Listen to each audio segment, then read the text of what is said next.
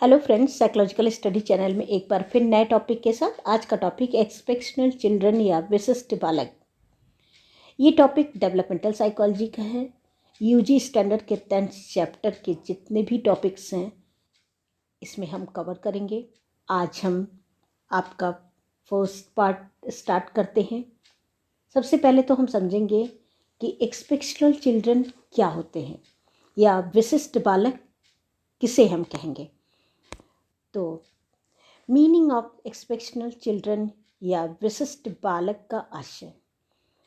The term atypical of exceptional is applied to a traits of a person possessing the traits if the extent of deviation from normal possession of the traits is so great that because of it the individual warrants of receive special attention from his follows and his behavior, responses and activities are thereby affected। Crow and crow की definition है 1964 में दिया है। इन्होंने कहा कि विशिष्ट संप्रत्यय का उपयोग ऐसे गुण या गुण से युक्त व्यक्ति के लिए किया जाता है जिसके कारण वह सामान्य से काफ़ी भिन्न हो जाता है। परिणाम स्वरूप दूसरों को अपनी ओर अट्रैक्ट करता है। उसका व्यवहार या उसका जो रिस्पॉन्स होता है, क्रियाएं होती हैं, वो सारी चीज़ें क्या होती हैं, वो प्रभावित होती हैं। तो ये क्रो एंड क्रो की डेफिनेशन के अनुसार हम कह सकते हैं कि प्रत्येक सोसाइटी में कुछ स्पेसिफिक चाइल्ड होते हैं। देखिए, कहीं ना कहीं हमको ये स्पेसिफिक चाइल्ड देखने को मिल ही जाते हैं। तो ऐसे चाइल्ड या बच्चे सामान्य बच्चों से डिफरेंट होते हैं। उनका बिहेवियर, उनकी एक्टिविटीज़ क्या होती है, जो सामान्य बच्चे होते हैं उनसे डिफरेंट होता है। उनकी लाइफ को बाउंड करके परफेक्ट डायरेक्शन देने के लिए बहुत सारे कार्यक्रमों की आवश्यकता पड़ती है। यदि ऐसे बच्चों को सामान्य बच्चों के साथ ट्रेनिंग दी जाए तो उन बच्चों पर इफ़ेक्ट नहीं पड़ता है, यानी उनके सामने बहुत सारी प्रॉब्लम्स क्रिएट हो जाती हैं, यानी उनके डेवलपमेंट में बहुत सारी प्रॉब्लम्स आ जाती हैं और डेवलपमेंट भी परफेक्ट नहीं हो पाता है। तो उनके लिए स्पेशल एजुकेशन की आवश्यकता होती है, यानी जिनके लिए स्पेशल एजुकेशन की आवश्यकता होती है वैसे बालक ही विशिष्ट बालक कहलाएंगे। तो आई होप एक्सपेक्शनल चाइल्ड का कॉन्सेप्ट आपका क्लियर होगा कि ये एक्सपेक्शनल चाइल्ड किसे कहते हैं, उनके अंदर कौन कौन सी विशेषताएं होती हैं। नेक्स्ट है टाइप्स ऑफ एक्सपेक्शनल चिल्ड्रन, विशिष्ट बालकों के प्रकार। इसमें हम रिटार्डेड चिल्ड्रन यानी मानसिक मंदित बालक, गिफ्टेड चाइल्ड प्रतिभाशाली बालक, डेलिक्वेंट चाइल्ड अपराधी बालक, बैकवर्ड चाइल्ड पिछड़े बालक, प्रॉब्लम यानी जो समस्या उत्पन्न करते हैं, यानी समस्यात्मक बालक, हैंडीकैप्ड विकलांग बालक। ये कुछ प्रकार हैं जिसको वन बाय वन हम यहाँ पर एक्सप्लेन करेंगे। फर्स्ट है यहाँ पर मेंटली रिटार्डेड चाइल्ड या मंद बुद्धि बालक। तो सबसे पहले तो हम बात करेंगे कि ये जो एमआरसी होते हैं, इसे शॉर्ट में एमआरसी भी कहते हैं। तो एमआरसी के जो बच्चे होते हैं वो सामान्य बालकों की तुलना में जो इनकी मेंटल एबिलिटी होती है वो अपेक्षाकृत कम होती है, यानी इनमें अपनी ही आयु के अन्य बालकों की तुलना में इनकी जो आईक्यू होती है या बुद्धि का जो स्तर होता है वो कम पाया जाता है। इस प्रकार के बालक मानसिक न्यूनता के शिकार होते हैं, यानी मेंटल डिफिशियंसी इनमें पाई जाती है। ऐसे बालक का न तो समुचित विकास हो पाता है और न ही वह एडजस्टमेंट कर पाते हैं। मेंटल रिटार्डेड है यानी एमआरसी से ग्रसित हैं तो ये जन्मजात भी हो सकता है और अर्जित भी हो सकता है। जैसे सिर में चोट लग जाने पर या अन्य किसी कारण से इस प्रकार के, तो क्या होता है, ये भी समस्या उत्पन्न हो सकती है कि बच्चे एमआरसी से ग्रसित हो जाएं और ये जन्मजात भी, हेरिडिकल भी हो सकता है। तो ऐसे बच्चों में कौन कौन सी कैरेक्टरिस्टिक्स पाई जा सकती हैं, इसको हम डिस्कस करेंगे यहाँ पर। Characteristics of mentally retarded child. ऐसे बालकों में अनेक लक्षण या विशेषताएं पाई जाती हैं। फर्स्ट है इसमें मानसिक मंदता से ग्रसित जो बालक होते हैं उसमें शारीरिक बौनापन यानी क्रेटिनिज्म पाया जाता है, यानी इनकी हाइट जो है सामान्य बच्चों की तुलना में बहुत कम होती है। इनमें मंगोलियन विशेषताएं पाई जाती हैं। मंगोलियन विशेषताएं यानी दबी नाक का होना, तिरछी आँख का होना, लयविहीन वाणी यानी जो बोलते हैं उसमें कोई लय नहीं होती है, कहाँ से बोल रहे हैं कैसे बोल रहे हैं। और ये जो मंगोलियन टाइप के बच्चे होते हैं इनके जो IQ होती है वो 25 to 50 होती है। नेक्स्ट है लघुशीर्षता यानी माइक्रोसेफेली भी पाई जाती है, अर्थात सिर काफ़ी छोटा होता है, पतला होता है और तिकोना होता है। ये जो माइक्रोसेफेली होते हैं वो उनका IQ जो है बिलो 25 होता है। इनमें जल शीर्षता भी पाई जाती है। जल शीर्षता यानी हाइड्रोसेफेली। ये हाइड्रोसेफेली मीन्स जो सिर की परिधि में काफ़ी वृद्धि होती है। ये जो ऐसे बच्चे होते हैं उनका स्ट्रक्चर काफ़ी जो सिर का स्ट्रक्चर होता है वो काफ़ी बड़ा होता है। दूसरी चीज़ इनका जो IQ होता है वो 50 to 70 होता है। नेक्स्ट है इनकी बुद्धि लब्धि 70 से कम पाई जाती है। अभी मैंने 3 कैटेगरी बताई यहाँ पर, एक बताया था मंगोलियन टाइप, दूसरा मैंने बताया था माइक्रोसेफेली और तीसरा मैंने बताया आपको हाइड्रोसेफेली। तो इनके डिफरेंट टाइप्स के मैंने IQ का लेवल बताया। यानी टोटल जो MRC से ग्रसित बच्चे होते हैं उनका IQ जो है 70 से कम होता है। ऐसे बालक जो होते हैं वो फिजिकली एंड मेंटली इनहेल्दी होते हैं।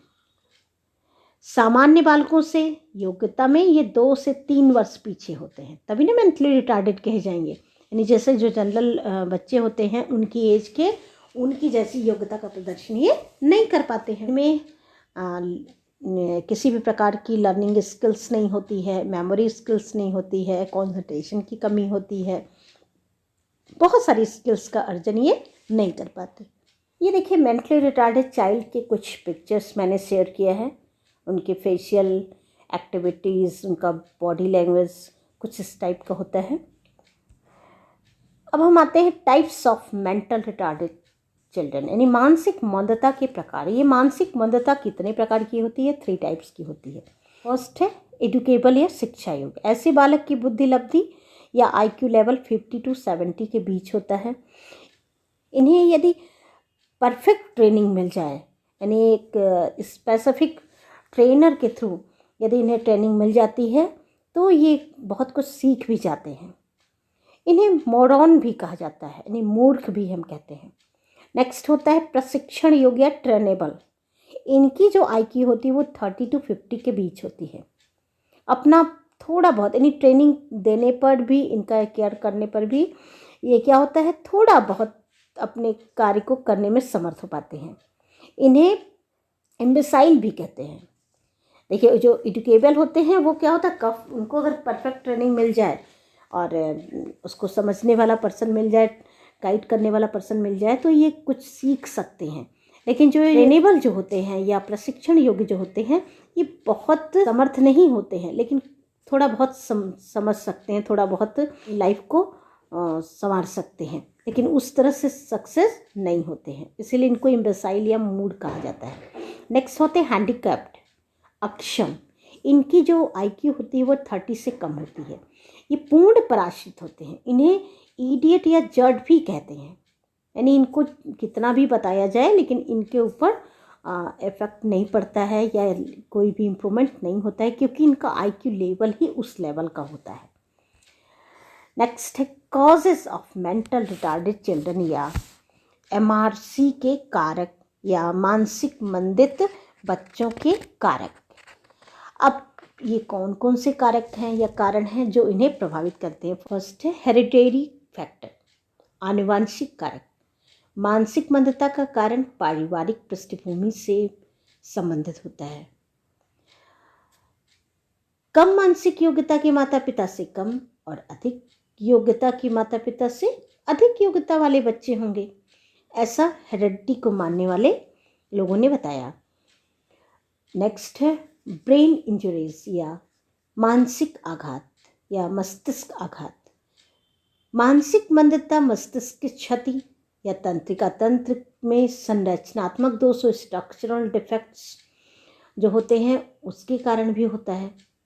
ये भी बहुत सारे केसेस देखे गए हैं। नेक्स्ट है कि पूर्व का वातावरण। तो जन्म के समय शारीरिक आघात या ऑक्सीजन की कमी पड़ने पर बौद्धिक क्षमता ह्रास हो जाती है। नहीं, बच्चा जो पल रहा है पेट में उसकी बौद्धिक क्षमता ह्रास होने की संभावना रहती है। इसके अतिरिक्त गर्भावस्था में माँ को होने वाली संक्रामक बीमारियों का भी मस्तिष्क को क्षति पहुँचती है।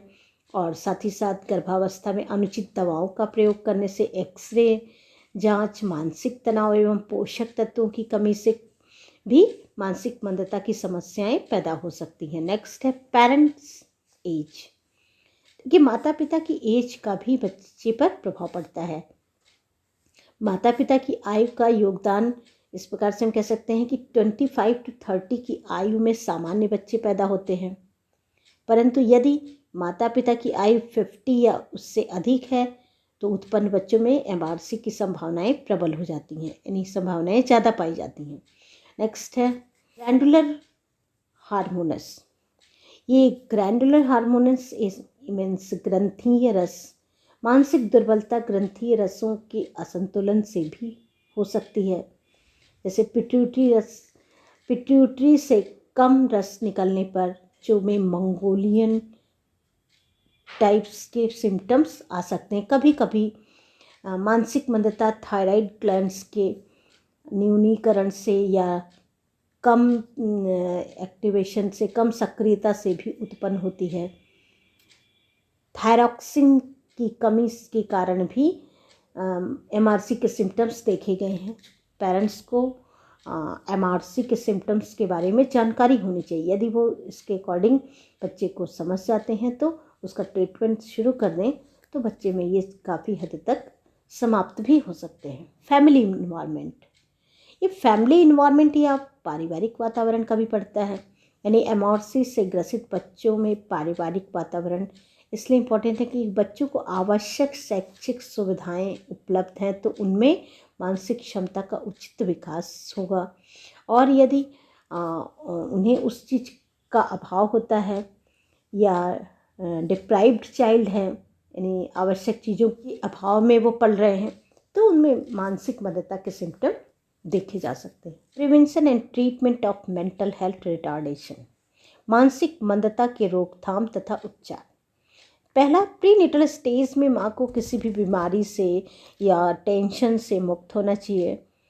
बीमारी है तो कोशिश करें उसका नेचुरल ट्रीटमेंट करें, क्योंकि मेडिसिन का इफ़ेक्ट जो है बच्चे के हेल्थ पर पड़ता है। किसी भी प्रकार के नशीली दवाओं का या नशे वाली चीज़ों का सेवन नहीं करना चाहिए, इसका भी इफ़ेक्ट बच्चे पर पड़ता है। नेक्स्ट है प्रीनेटल स्टेज में एक्सरे वगैरह से बचना चाहिए।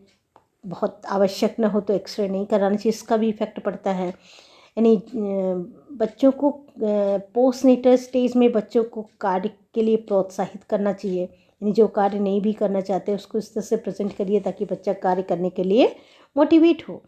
उसकी योग्यता अनुसार ही उसे ट्रेनिंग देना चाहिए। उसकी जितनी कैपेबिलिटी है उसके अकॉर्डिंग ही उसे हम वर्क दें। उनके लिए प्रशिक्षित शिक्षकों यानी एक्सपर्ट होना चाहिए। जो प्रॉब्लम है बच्चे को उससे रिलेटेड जो टीच कर सके, यानी वो जिस टीचर को जो एबिलिटी है उससे रिलेटेड प्रॉब्लम को सॉल्व कर सके, ऐसे टीचर की व्यवस्था करनी चाहिए। मनोवैज्ञानिक जांच कराना चाहिए, उचित काउंसलिंग करना चाहिए, गाइडेंस मिलना चाहिए। खेल कूद की उचित व्यवस्था होनी चाहिए। यदि मानसिक क्षमता कम है तो उन पर विशेष ध्यान देना चाहिए। नहीं, उनके लिए स्पेसिफिक सेंटर होना चाहिए, स्पेसिफिक टीचर होने चाहिए, स्पेसिफिक टेक्निक होनी चाहिए जिससे उनके एबनॉर्मल बिहेव को चेंज किया जा सके। तो आई होप ये कॉन्सेप्ट आपका क्लियर होगा। गिफ्टेड चाइल्ड, ये हम नेक्स्ट वीडियो में कवर करेंगे। जो प्रॉब्लम हो, आपकी जो डाउट्स हो, आप कमेंट बॉक्स में अप्लाई करिएगा। मैं नेक्स्ट वीडियो में आपका सॉल्यूशन दूंगी। Thank you.